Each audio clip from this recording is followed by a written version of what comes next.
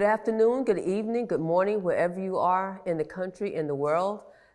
Thank you for coming in to view television again.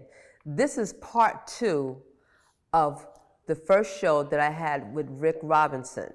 And you got to know him, what made him become the activist and the influencer that he is today here in Newark, New Jersey, working in the criminal justice system. So now what we're going to do is get into the meat of the conversation about criminal justice and criminal justice reform and what are some of the things that we need to do. So what I want to do, I want to start out with this. This is a book I'm sure that many of you are familiar with. It's called The New Jim Crow by Michelle Alexander. And she wrote this book a few years, really about 4 or 5 years ago.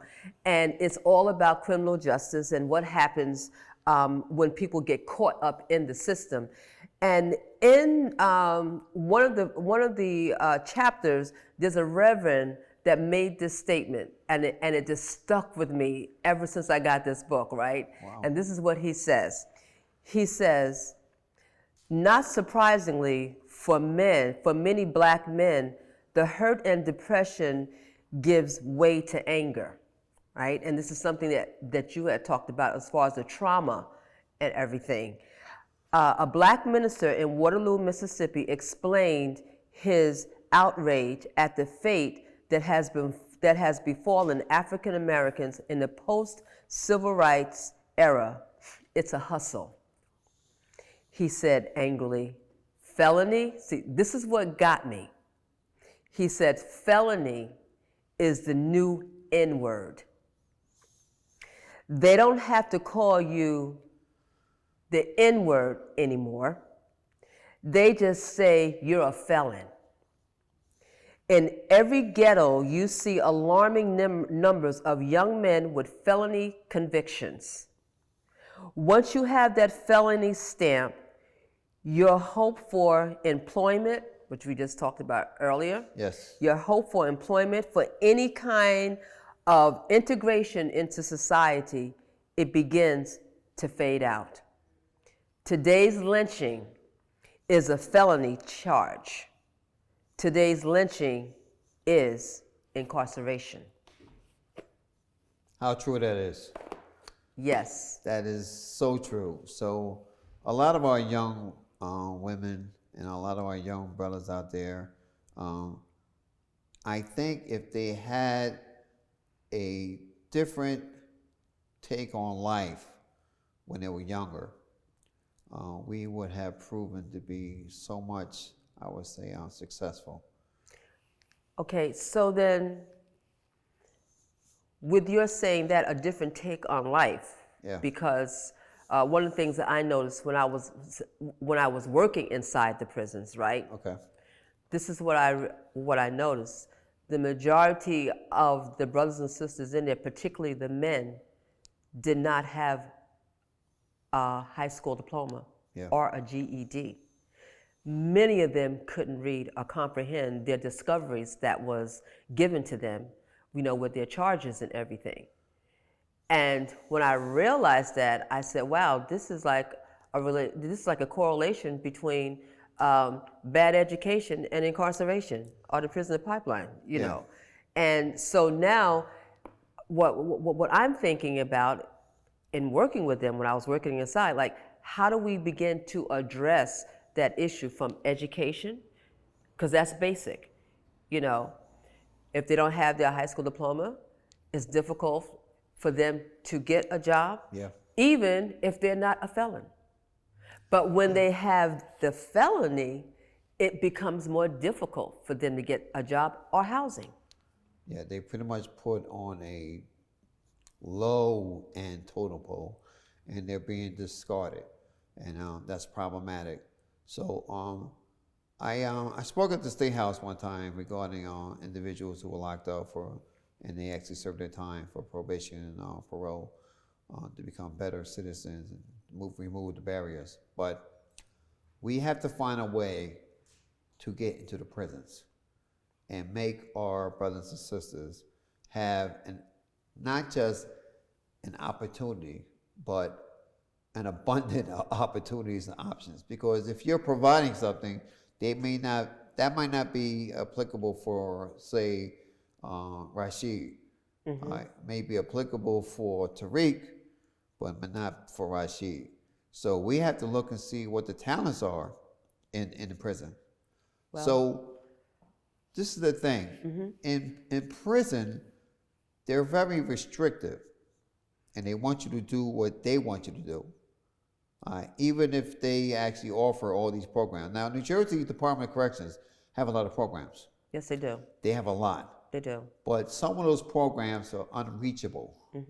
And there has to be a situation where, just like you mentioned, comprehension and critical thinking. Yes. You know, these things are essential if one is to actually try to better him or herself. Right. Right? Yes. So there has to be a mechanism in prison where you have a group or a task force or something to reach out to these individuals and help them along the way. Right? Well, that's what I did when I was inside. Yeah, and they need more of you, but they only have like what, maybe one or two, three of you for an entire state. Right. You know, mind you, the New Jersey State Corrections, they're one of they have a lot of money. They do. A lot. But in my opinion, they don't use the money to actually try to rehabilitate everybody. Because it's not their purpose for them to do that, nor is it their intention to do that, because this is based on money. Just Yes. like the pharmaceutical company is based on money, like they're the biggest drug dealers. So it's based on money. The same thing happens with the prison system. As long as I'm arresting you, Yeah. I'm going to get paid. Yes. That's the mentality. If the intentions were to, hey, this is a perfect opportunity. We got these group of people here where we can help them so that they do not return. Yes. But if they don't return, we're not getting paid. See, well, that's the thing what you just mentioned. All right, so New Jersey State Senator Cunningham Yes. and New Jersey State Senator Ron Rice, before he retired, Yes. all right, they were instrumental in trying to get people off of parole or probation and be able to get jobs. But in order to get these jobs, you had to put forth some type of training, and that was the missing piece. Now, there's a number of programs out there in the state of New Jersey that actually looks to have you come in. They do an intake. They actually have you go to a psych eval or something, and they actually measure your skill set Right. and stuff like that. Right. It should be focused on education and housing. It shouldn't Yes. just be focused on just finding a $10 job, Right. because Yes. you may be a person who can actually ascertain a $60,000 a year job. Right. You know, if you're given the proper training. Exactly. All right, just like anything else. I always had a problem with this because when I was younger and I was a ball player, football, basketball, all that stuff, every time I go play a game, you know, one of my friends was being taken away from me. You know, he was being, you know, at one of the juvenile detention centers down there in Central Jersey or down there in South Jersey, which is, you know, they used to come back home to Newark and tell us it was horrible. Oh my God. You know, and these are It is. juveniles. It is horrible. These And are that's still happening. juveniles. Yes. Yes. So if you actually put our juveniles in a situation like that and they come home, it's a learned behavior. And they actually think that they're supposed to go back. If we're talking about recidivism. Yes. All right. I'm supposed to go back because, you know, I have like a reprieve, so to speak, for like a good year or two. But I'm going to do something so I can go back to that horrible place. It's awful to actually have a mind think like that. The mind should be of that of Senator Cunningham, when she said, we are not in the business of warehousing people. We are in the business of rehabilitation. Okay, and see, with that, I would have to disagree, because we are not in the business right now of rehabilitating.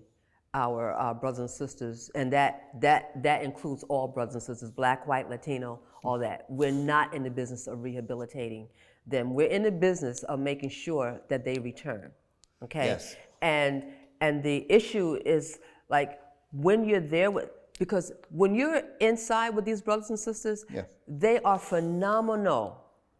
We have some brilliant brothers and sisters inside these prisons. And that's an opportunity to get them to understand how great they are. Yeah. Because when they're inside, they are going through so much trauma. And so then when they come out with all of that trauma, what they want to do is give them medication. And then once they give them the medication, then they become addicted to that medication, you know. So when we get into the business of rehabilitation, because I think that reentry starts on the inside. Yes. Not when you come out. No. The preparation is on the inside. Now, in defense of DOC, they do have programs for education. You have a lot of brothers and sisters who are now coming home with their bachelor's degree, working on their master's degree. Yeah. You know, they have their OSHA. Yes.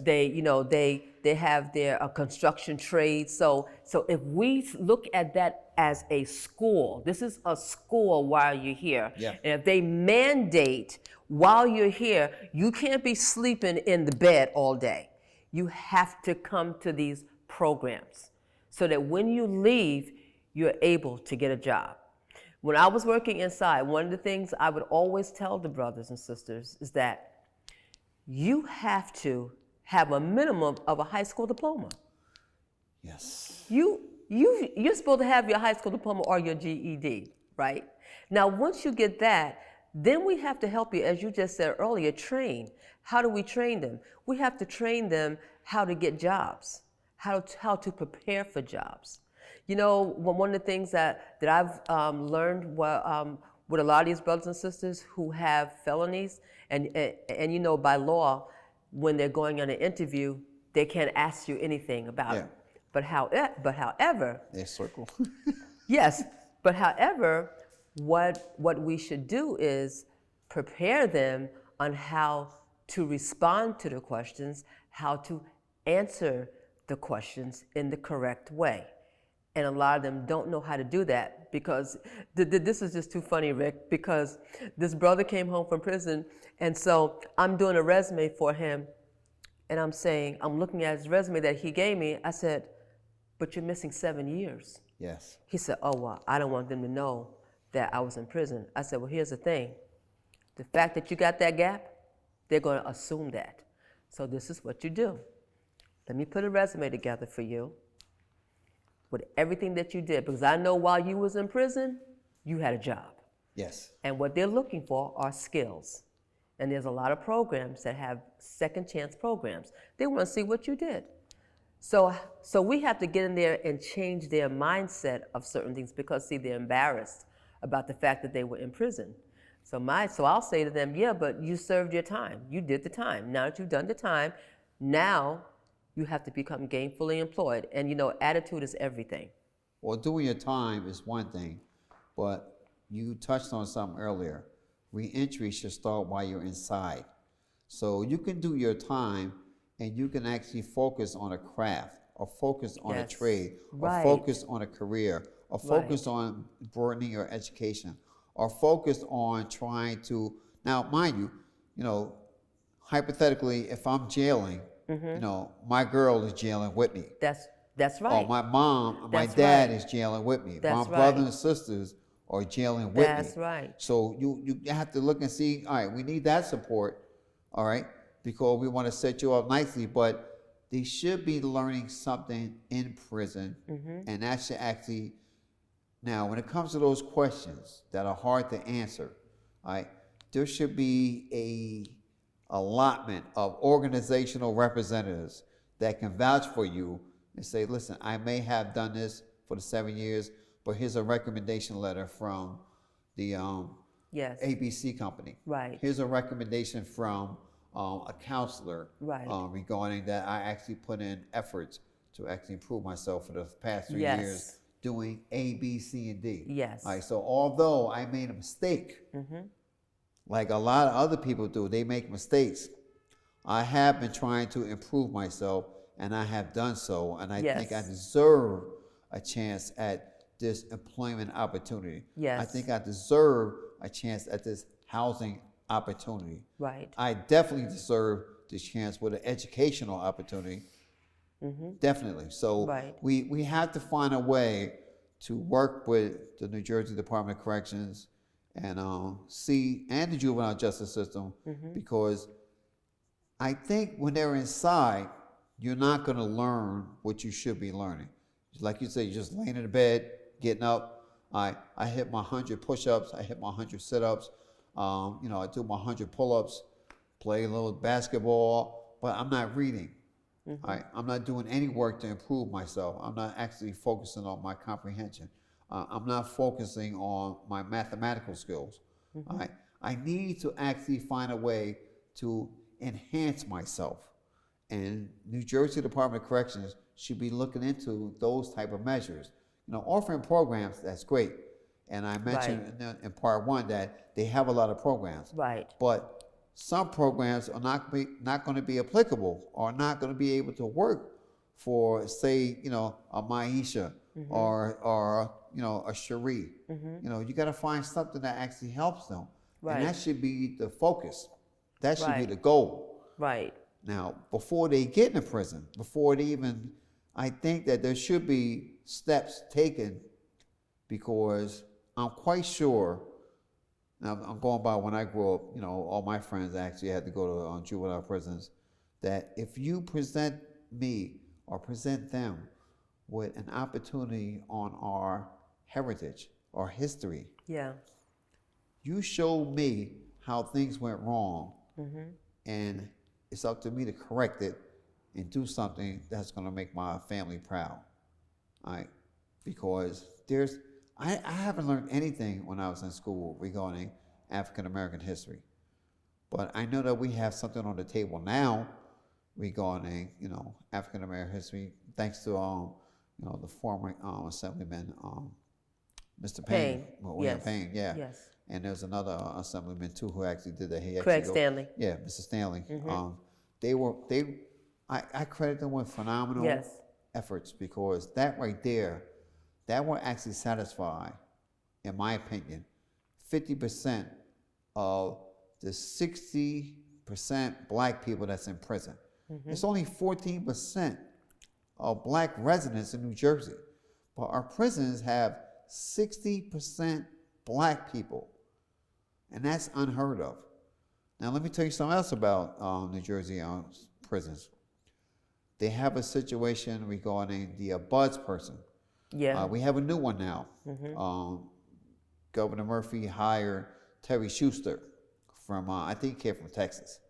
But he's a lawyer, and he's familiar with criminal justice.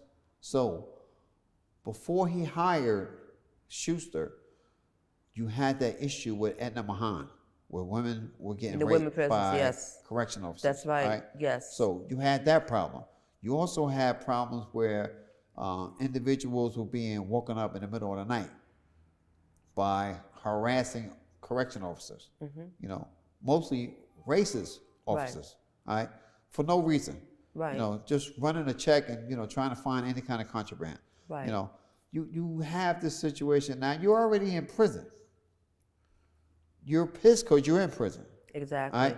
Now you're going to antagonize the situation by, harassing me. Exactly. Not trying to help me per se. Right. So try to help me. And these are the things why we need to be in those prisons. I had actually mentioned that we should have civilian oversight regarding complaints in prison, because the abuts person that was previously there and his team, they actually did absolutely nothing pertaining to, I would say, the rapes, the harassment. They never actually went through all the different rules and regulations trying to protect people. inmates will file complaints. Their Yes. complaints were not being heard. Right. They filed and filed and filed, and nothing was being heard. Right. And I actually had a conversation with the bus person before Schuster was hired, and I said, you should actually be sued Right. because You're we're paying supposed to be- tax dollars Right. for you who get $100 and something thousand a year salary, Right. and you're failing our people. Yes. Now, how is that actually acceptable? And then I found out that they didn't have any black man on this committee. Now, you have 60% Is that surprising? black people Right. in prison. Right. How do you not have a black man that is sitting there in second or third in command regarding a bus person reviewing complaints? Right. How is a, no offense, but how is a small little white woman going to actually be sympathetic to a situation where Exactly. I'm being harassed by a correction officer, Exactly. or I'm getting raped by a correction Right. officer? Right. You're not going to be sympathetic. Right. So it's proven and documented that these actual incidents have not been even addressed. That's So true. now we have Schuster coming in, and I have to say I'm very, very thankful with the Newark NAACP under President Smith Gregory. We had bi-monthly meetings with the Department of Corrections for a year and a half. And we actually had a meeting with the bus person before they hired Schuster to take the lead, because what they did was they actually, it was on the Zoom with us. We talked about the situation regarding the harassments. We talked about, trying to prevent the rapes, because they were still going on. Yes, they were. Because And- I was up there like last year. Yeah. Yes. They were still going on. Yes. We understand that Governor Murphy gave a statement like 2 years ago that he was going to shut this down. Yes. And all that stuff. Yes. But these women were still getting raped. Exactly. So in my opinion, there is, and I actually spoke to union people for the New Jersey Department of Corrections. There needs to be a table, and we need to be at the table to discuss the problems. And as the former Attorney General Grayball, he asked before Matt Placken came in, he actually said, don't finger point, find solutions. If you hire civilians to look at complaints, they're going to be looked at. As opposed to 7, 8 people who did absolutely nothing. Right. All they did was take a $100,000 paycheck annually and did absolutely nothing, while women were getting raped, Yeah. black men were being harassed in prison, Right. Hispanic men were being harassed in Yes. prison. Yes. And you have these racist, groups that were Exactly. actually, spearheading these efforts. Yeah, because they could. Because no one was doing anything. This is why we need to actually find a way to be at that table and make Yes. the strong suggestion that find a way for us to be involved so we can actually help you, Right. not warehouse, but rehabilitate. Right. But see, that goes with what your intentions are. Everything is based on intentions. Because when I worked inside, there were a lot of issues that was going on. Yeah. A lot of them was gang related. Yeah. And what I did was address behavior, not criminalize the behavior. Okay? And that's smart. Yes, and see, and when they know, when the brothers and sisters are inside, they know who's for you and who's not for you, right? And when they know that you're for them, they're going to respond the way that you're asking them to respond. I just have to give you this example. When I went to Egna Mahan, Yeah. we were doing a training up there, right? Okay. And the women who were in there, they were telling me all the things that was going on in there, right? Here's the thing that really has to be dealt with. As you said earlier, the trauma. That is so serious. The pain that those women went through, they were not protected by the people, as you just said, who were being paid to protect them. You know? That's troubling. It's troubling, it's traumatizing, and they're gonna have issues for a while.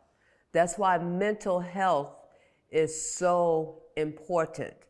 Mental health is so important. I actually applaud Mayor Baraka in putting together a mental health team that graduated with the police. Yes. Because it was very much needed. Right. All right, to understand a person who, all right, so you can see the person on the outside, but you have no idea what that person is dealing with on the inside. And what they're going through. And again, the time Yes. is over, but we're ending on a positive note when you just mentioned Mayor Ras Baraka and what he's doing with that team. But we have to start somewhere. And if we don't, we're going to continually have people come home who went in, they were traumatized, but when they came out, they were worse. And ladies and gentlemen, my name is Maryam Bey. My guest today has been Mr. Rick Robinson of the NAACP. I want to thank you so much and have a happy new year and a safe Christmas. And happy Kwanzaa. Happy Kwanzaa. Thank you.